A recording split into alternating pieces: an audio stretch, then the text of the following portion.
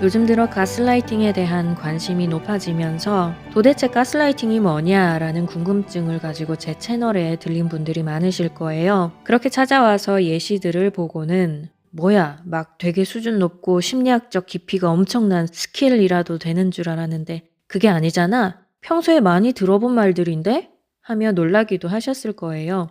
나르시시스트들이 이 가스라이팅을 이용해서 장기간 동안 심각하게 사람을 괴롭히기 때문에 문제가 되는 것이지, 사실은 평소에 보통 사람들도 자신도 모르게 이 가스라이팅을 사용할 수 있습니다. 그리고 이 가스라이팅을 어느 정도는 할 수 있어야 대인 관계에서도 여러 문제를 해결할 수 있어요. 오늘은 먼저 이 가스라이팅이 주로 어떤 시점에 사용되는지를 말씀드린 후에 우리가 가스라이팅을 사용해야만 하는 경우, 즉 가스라이팅이 필요한 경우에 대해서도 좀 말씀을 드리려고 합니다.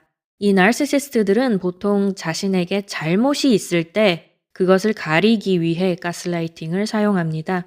즉 자신을 변호하기 위한 도구로서 가스라이팅을 사용하는 거죠. 자신을 변호하면서 동시에 상대방을 공격함으로써 문제의 책임을 상대에게 전가시키는 거예요. 그렇게 해서 자신은 문제와 상관이 없는 사람이 되고 비난으로부터 자유로워질 수 있습니다. 자신이 느껴야 할 죄책감을 상대방이 대신 느끼도록 만드는 기술인 거죠.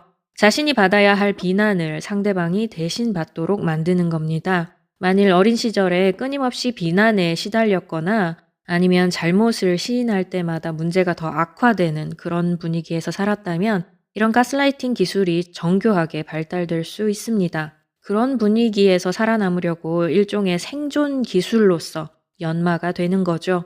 이런 기술이 없이 자신에게 주어지는 모든 비난을 그대로 다 수용하다가는 생존할 수가 없으니까요. 나르시시스트와 완전히 반대의 성격을 가진 에코이스트들은 아주 사소한 작은 거짓말조차 용납하기 힘들어하는 사람들입니다. 누군가가 너무 배가 고파서 먹지 말라고 한 과자를 먹다가 딱 들킨 거예요. 만일 보통 사람이라면 체면을 차리고 싶어서 변명을 하거나 일단 되는 대로 둘러댈 수도 있습니다. 아, 이게 과자였어요? 몰랐어요. 그래서 이렇게 부스러기가 떨어지는구나. 보통 사람들은 그냥 그 정도 선에서 일이 마무리됩니다. 몰래 과자를 먹던 사람은 들켰고 허접한 변명 때문에 거짓말인 것도 다 알지만 체면을 생각해서 그냥 넘어가 주는 거죠. 당사자가 부끄러워하니까 그걸로 충분하다라고 생각들을 하는 거예요. 그런데 만일 에코이스트가 몰래 과자를 먹다 들켰다면 보통 사람들과는 좀 다릅니다. 그래요, 내가 먹었어요 라고 솔직하게 말해야 직성이 풀리는 사람들이죠. 에코이스트가 이렇게 하는 이유는 아주 사소한 작은 거짓말이 어떤 나쁜 결과를 가져오는지를 너무 잘 알고 또 많이 경험했기 때문입니다. 매사에 모든 것을 예상하고 결과를 계산하며 사는 성격 탓에 다른 사람들은 아무 생각 없이 그냥 지나가는 것을 그냥 지나가기가 힘든 거예요. 에코이스트들이 반드시 기억해야 할 것이 있습니다. 보통 사람들이 다른 사람들 앞에서 자기 잘못을 인정하는 것은 아주 큰 용기가 필요하다는 거예요.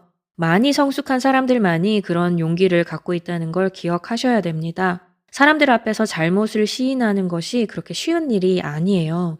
이것을 쉬운 일처럼 생각하는 이 에코이스트들은 본인들이 얼마나 대단한 능력의 소유자인지를 좀 깨닫고 살 필요가 있습니다. 어쨌든 보통 사람들은 다른 사람들 앞에서 잘못을 시인하는 것을 어려워합니다. 그런데 만일 자신이 아주 심각한 잘못을 저질러서 타인에게 큰 손해를 입히거나 고통을 주게 된 경우에는 양심의 가책을 느껴서 잘못을 시인하게 되죠. 그런 심각한 상황에서조차 잘못을 인정하지 않고 오히려 남 탓으로 돌리는 사람들이 바로 나르시시스트입니다. 자, 그럼 이 가스라이팅이 필요한 상황은 언제인가에 대해서 이야기를 해보겠습니다. 이 가스라이팅을 아예 사용하지 못하는 것보다는 필요에 따라 가끔씩 사용할 줄도 알아야 하는데 이 가스라이팅이 필요한 경우는 두 가지라고 볼 수 있습니다. 첫 번째는 나르시시스트들에게 휘둘리지 않고 그들을 제대로 다루기 위해서예요. 저의 가스라이팅 대처법 영상을 보신 분들은 아시겠지만 악의적인 가스라이팅을 막아낼 수 있는 가장 효율적인 방법은 선의적인 가스라이팅을 사용하는 것입니다.